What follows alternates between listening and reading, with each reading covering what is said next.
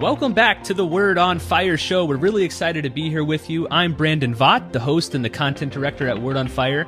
And joining us is the founder of Word on Fire, the auxiliary bishop of the Archdiocese of Los Angeles, Bishop Robert Barron. Bishop Barron, welcome. Hey, Brandon. How you doing today? I'm doing great, and I hope you're doing well, too, because you're fresh off a nice little vacation. Tell us about that. I took a few days with my good friend, Father John Muir, who was a former student of mine at Mundelein. Now he's a priest of the Phoenix Diocese. And John's pastor of a big parish kind of on the western end of the diocese, and or western end of Phoenix, rather. And we had a great time, just a few days of nonstop golf, so it was good. Well, listen, today I want to talk about a viral video. In the last episode, we talked about another viral video, the Stephen Colbert, Ricky Gervais debate about God. But this video we're going to talk about today has gone even further, even more viral, even more views. It's titled, "I am not black, you are not white," which at first suggests it's maybe a piece about race, but it's really not. The whole video is about labels and identity in general, and it raises all sorts of interesting questions. Now, before we get to the video, listen to some of these stats. So the video is about 4 minutes long. It has 80 million views on Facebook, 11 million views on YouTube. So that means this video has over 100 million views total. So I'm guessing a lot of our listeners here have probably seen it pop up on their Facebook feed. Yeah. Maybe they've seen it on YouTube. It's produced by a guy named Prince Ea, Prince EA, I think that's how you pronounce it, who's an online celebrity and a spoken word poet. And again, it brings up so many interesting questions that I thought it'd be worth diving into.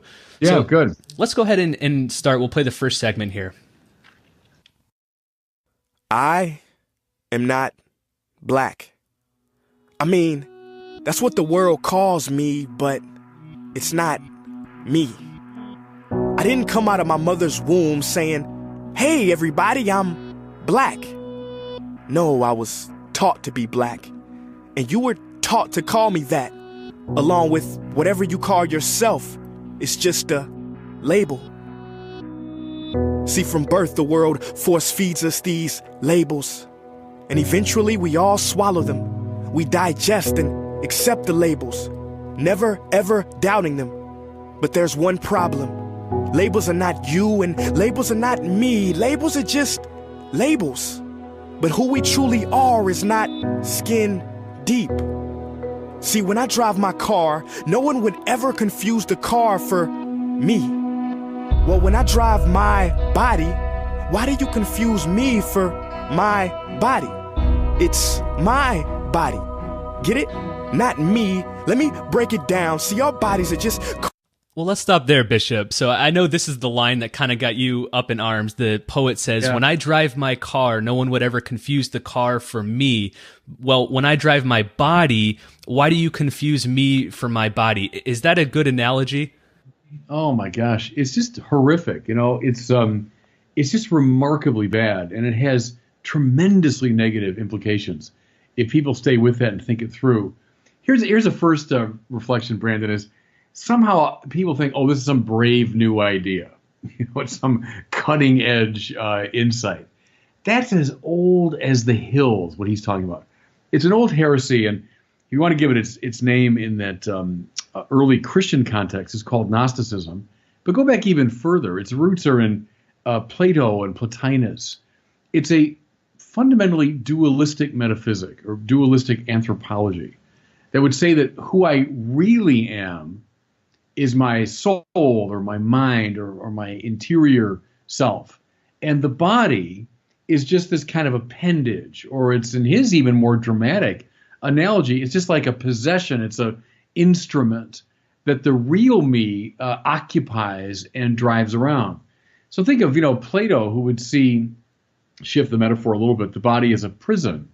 And the whole point of the philosophical life is a prison break, is get out of the prison of the body. And, it's a preparation for that really wonderful moment of death when you're liberated from the prison. And that idea actually of the soul driving around a vehicle is a very ancient one, a very ancient way to put this. Now, what's the problem? Well, a dualistic anthropology is a fundamental denial of who we really are, which is a unity. It's not as though the real me is somehow hidden deep down within, and then this external stuff is just an appendage.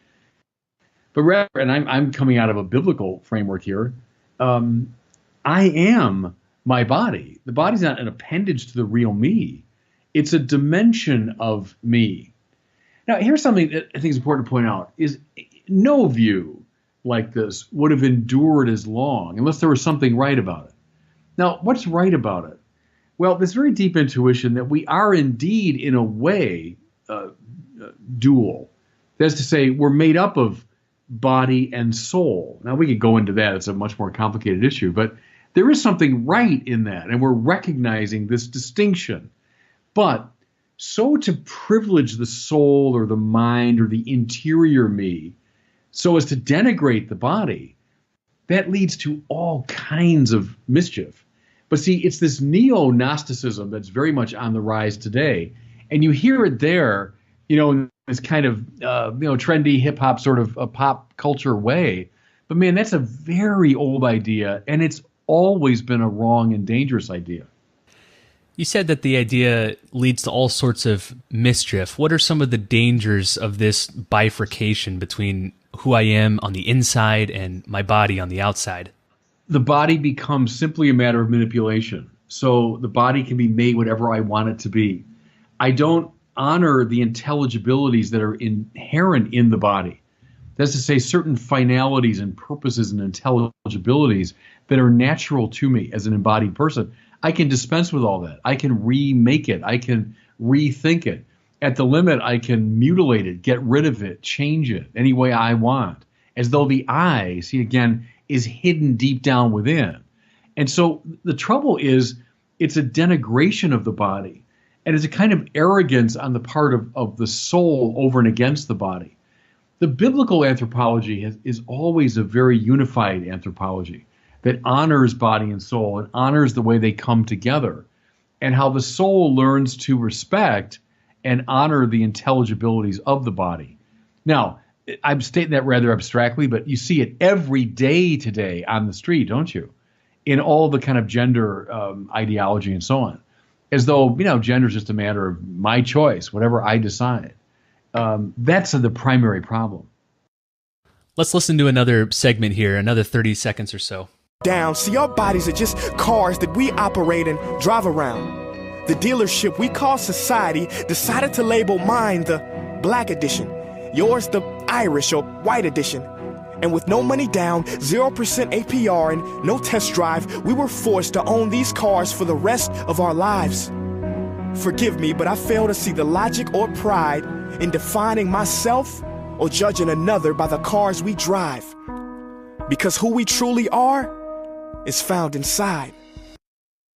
Now, how about that last slide? I know it sounds moving and emotional, because who we truly are is found inside. What do you make of that? There it is. It's exactly what we were saying. Now, I was articulating in a more classical form, Plato, Plotinus, Gnosticism, and so on. There's a modern version, though. It's revived in early modern philosophy. Read René Descartes. We all read him in Philosophy 101. And it's a very similar anthropology, whereby Descartes distinguishes between what he calls the res cogitans, the thinking thing, and the res extensa, the extended thing. And the world's made up of these spiritual, the thinking thing, and then extended bodies in space, right? Now, who's the real me? Well, the real me, clearly in Descartes, is the res cogitans, the thinking thing that inhabits the body, the ghost in the machine kind of idea. Now, see, there's what that kid is saying without reading Descartes, but the same idea that I, the real me, is buried deep down inside. Now, press it forward. Someone like Immanuel Kant, who was hugely impactful in modern thought, where Kant says the only thing in the world that's truly good is a good will. And he finds, the categorical imperative buried deep down within the structure of the will. And then the externals of the moral life are of perfectly secondary significance. It's the same kind of move. Now, bring it one step further into the 20th century and the moral theology and philosophy that I studied when I was a young man, the what they call fundamental option approach. What does that say?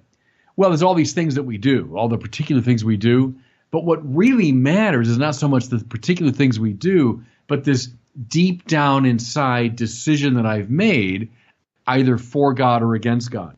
Now, see, John Paul II put his finger on this problem precisely in Veritatis Splendor, when he said it makes of the moral life a matter of sheer abstract interiority rather than the actual concrete things that I do. Now, you're looking for bad implications. There's another one of this approach, is I can play this game of, oh, the real me has made its moves and decisions deep down inside. Now, what happens on the outside, that's very secondary. Man, that is a short route to disaster when you start making that move. An integrated approach to morality would see the play between intelligence, will, freedom, concrete action, body, mind, soul, all of it part of the game. This stuff, see, is playing the old Gnostic game of bifurcating and dividing. Now, I know where he's coming from. I get it. It's the valorization of freedom. See, and that's another typically modern, you might say, version of this thing. Is freedom is so valorized. My freedom, above all, no restrictions, no limitations, that even my own body, see, is now an object of my free manipulation. That's the problem. Is human freedom has now been so apotheosized that the body itself becomes an object of manipulation. It's really dangerous stuff. And what's interesting is you play it again, and I did watch the video. It's all very hip and it's all very attractive, and it's designed in a way that will appeal to younger people. But man, is it a poisonous philosophy that's coming through? You know what also struck me about that segment? In Catholicism, we see the body as a gift. And as John Paul tells us, the body is meant to be a self-gift to others. But the way he describes it in this video is that he says we're forced to own these cars for the rest of our lives without a test drive, 0% APR, no money down. It's like we were just handed this decrepit thing surrounding us. We have no choice in the matter. Those are two radically different ways to see your body. Yeah, no, I know. And as I listen to him again, there's always truth that's lurking around the corners of these things. Are there labels that are untrue, unfair, that are the product of society in the kind of negative sense of that term, that are born of prejudice, et cetera? Are there things associated with the label black or the label, Irish or whatever you want to choose? Sure, of course. And to that degree, yes, we want to be free of those labels. We want to find a certain detachment from them, to be sure. I totally get that. But the trouble is, it's radicalizing it so far that the body itself is now, my own physicality is construed as a mere label. Another person that comes to my mind here is the Protestant philosopher and theologian Paul Tillich. And Tillich, in his Anthropology, talks about these ontological polarities. It means the basic tensions that exist within every finite existence. And one of them he calls freedom and destiny. So there's a play in us between freedom, so self-determination, creativity, dynamism, but also destiny, which means what's given to me, what's been given to my freedom. And see, Tillich thinks what we do is we tend to oscillate back and forth dangerously between the two extremes. So at certain times, man is destiny emphasized. Now, Tillich knew it. He came of age in Germany in the 1930s. And, to be German and to be a member of this race and to have a member of this people and with this racial history, et cetera, that was all hyper-emphasized. And think of how uniform German society became, and there's one people, one Führer, and we march in lockstep. Tillich saw that as too much destiny, if you want, right? It's too much of the given.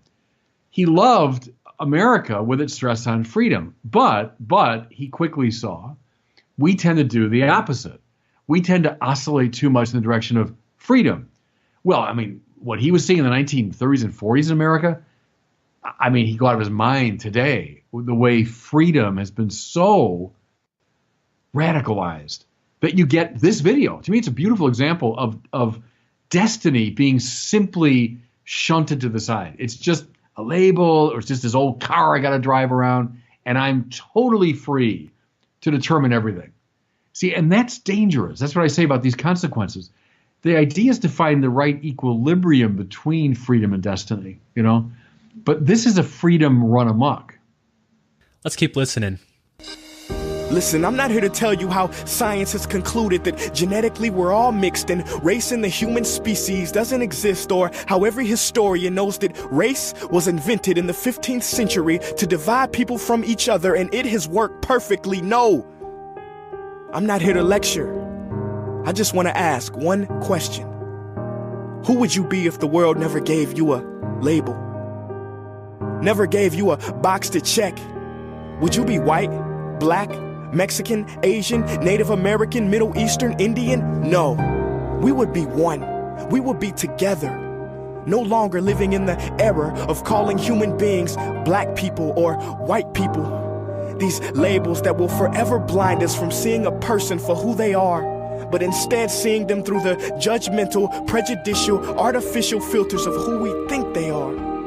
And when you let an artificial label define yourself, then my friend, you have chosen smallness over greatness and minimized yourself, confined and divided yourself from others. And it is an undeniable fact that where there is division, there will be conflict, and conflict starts wars. Therefore, every war has started over labels. It's always us versus them. So the answer to war, racism, sexism, and every other ism is so simple that every politician has missed it. It's the labels. We must rip them off. Now, let's stop there, because when the first time I heard this, I thought that's one of the most audacious claims I think I've ever heard, that the answer to war, racism, sexism, and every other ism is so simple. It's just the labels. We need to get rid of labels. What do you think of that? Oh, my gosh. You know, I was just laughing because, of course, I'm not here to lecture. Oh, really? I mean, it's the most browbeating lecture I've heard in about 25 years. But see, that's typical of the left today, is it does lecture us like mad from a position of supposed, moral superiority.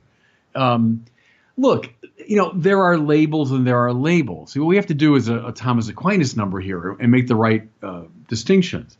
Are there labels that are societal inventions and are the result of prejudice and they're imposed unfairly? Sure, of course there are. And we have to find a way to get past those. But are there labels that are born from reality, that accurately name the way things really are? And if that's the case, we don't try to get rid of them or rise above them. We try to accept them, because an anthropology that's based on something other than truth is simply not going to perdure. Yeah, it strikes me that what he's trying to do by dismissing labels is, as you're suggesting here, getting rid of all distinctions so that there's no difference between anyone or anything. And to me, it calls to mind, you've commented on this often, in the book of Genesis, the very beginning, Adam is given the role of labeling all creation, and in doing so distinguishes one thing from the other. Talk about the difference between these two views of labeling. And that's a good point. That's really a good way of expressing what I was driving at. Is, as I've said, Adam is cataloging. So katalogon in Greek would mean according to the logos, right? I would say according to the intrinsic intelligibility in things, Adam names them. And then you're right. That means names them in their distinctiveness. That's not a bad thing. That's not an affront to freedom. That's not a limitation. That's the foundation for an adequate and finally life-giving anthropology. So again, the trouble is the kid is not making the right distinctions. There are problematic labels, but we can't simply say that labeling is ipso facto a bad thing.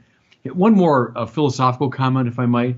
So we mentioned Plato, Plotinus, we mentioned Descartes and Kant and company. I'd also mention the nominalist problem from the Middle Ages, right?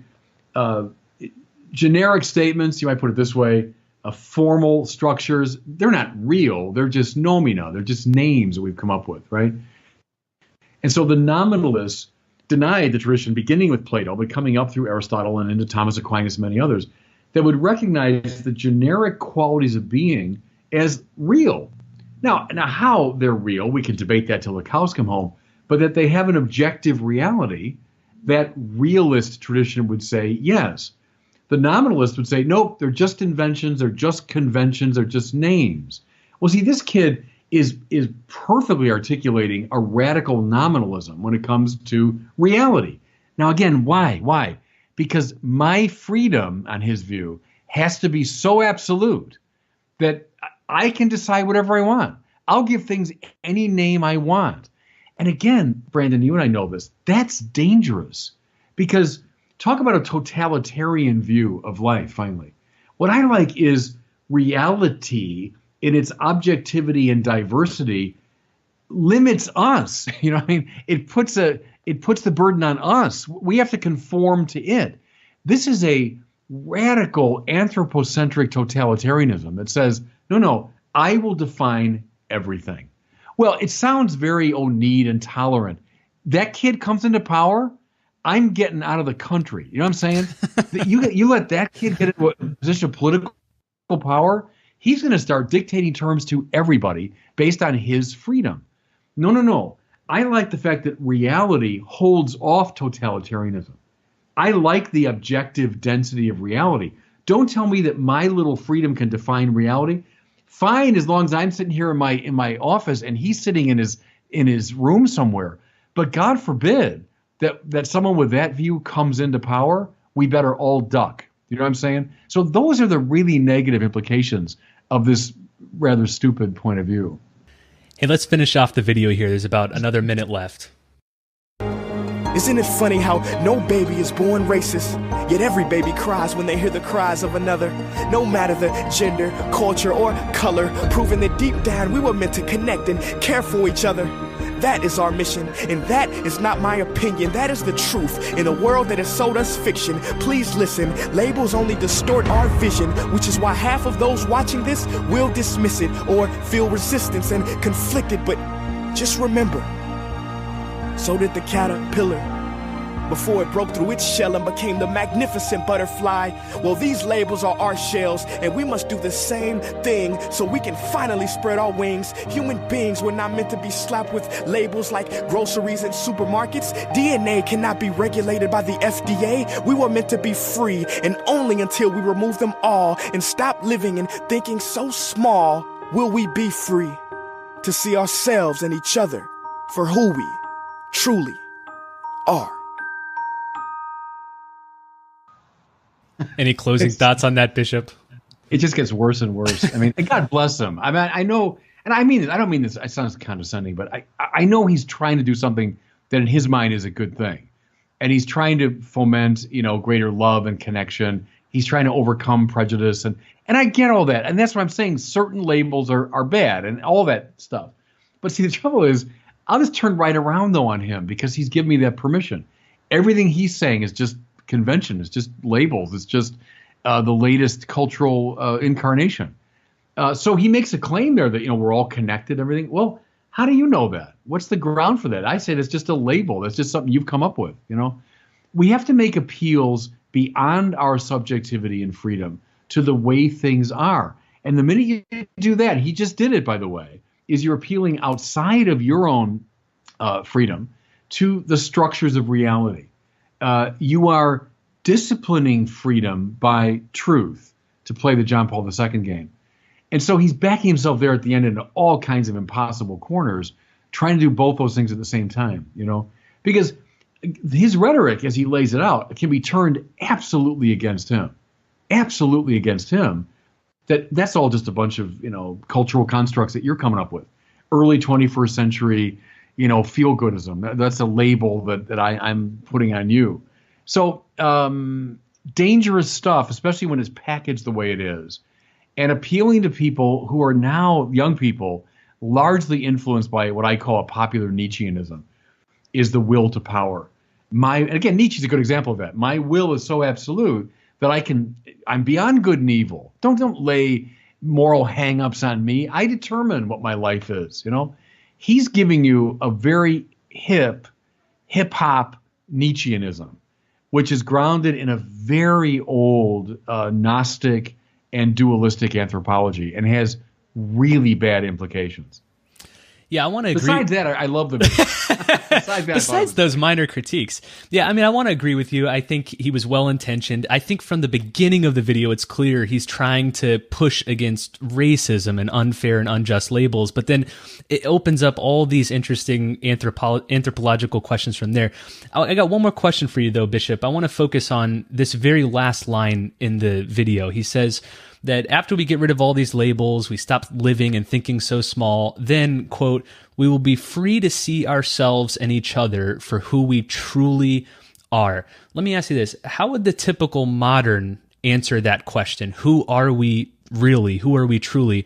And then what answer does Christianity give to that question? Yeah, I think a modern would tend to say, I truly am the center of freedom that dwells deep down inside of me. I'm not truly my body. I'm not truly my inheritance. I truly am this deep down self-determining freedom. Christianity would want to look at the whole person as a gift from God. I am body and soul. I am freedom and destiny. I am mind and matter, etc. And then I make my decisions accordingly. I understand myself according to the truth of things. My freedom is part of the picture, absolutely. It's not the whole picture. And the instincts of this young man are understandable. They've been around for a long time, but they're extremely negative. So again, this video has over 100 million views. If you haven't seen it yet, you can click on the wordonfireshow.com post for this podcast episode, and we'll have a link to the video underneath it.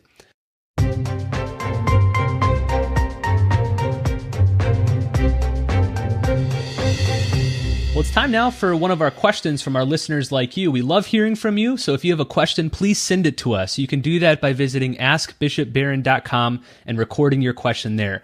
Today we have a great question from Marty Weber, who's from Illinois, and she has a question about which book she could recommend to somebody who's left the church. So here she is.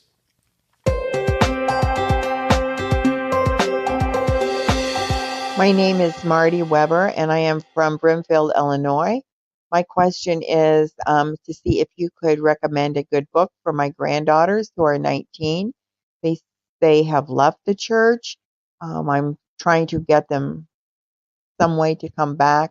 I am reading the book Return, but I would like to know if you have a suggestion of a book that I could get for them. Good. Glad you're reading Brandon's book, which is very good, especially for someone like yourself, too, to read it, because it's good for parents and grandparents, to help their kids come back. A couple things. I always recommend C.S. Lewis's Mere Christianity. Smart book, important book, but not ponderously academic. I don't know how attuned to reading your grandchildren are, but I'd recommend that very warmly. Also, a book that's like it is N.T. Wright's book called Simply Christian. It's kind of his version, if you want, of Lewis's Mere Christianity. A good introduction to Christianity. I might be so bold as to mention my own book, Catholicism, which is an overview of the Catholic faith, written, I hope, in a substantive way, but not, again, ponderously academic. I think by Matthew Kelly. Matthew Kelly is a very good Catholic writer, appeals to, I think, younger people. Again, a very lively writer. His book called Rediscover Catholicism, I think, is quite fine. So I'd recommend any or all of those. A lot of kids, have read their way into atheism. So let's get them reading back toward belief. And to add to that, I'd also recommend maybe you share with her a few links to Bishop Barron's YouTube videos or articles on the website. Maybe your granddaughters aren't readers, but they'd be willing to absorb some content online. Yeah. So be sure to send them some of the resources we have at wordonfire.org. Well, hey, thanks so much for listening to this episode of the Word on Fire Show. One quick reminder, be sure to visit lentreflections.com, lentreflections.com. When you do, you can sign up to receive a free daily reflection from Bishop Barron every single day during Lent, from Ash Wednesday to Easter Sunday. And each reflection this year, a little different from past years, is going to focus on the gospel reading for that day. So you'll be attuned to the readings we're hearing at Mass. It's a great way to have a power-packed Lent, so be sure to visit lentreflections.com. Well, thanks so much for listening, and we'll see you next week on the Word on Fire Show.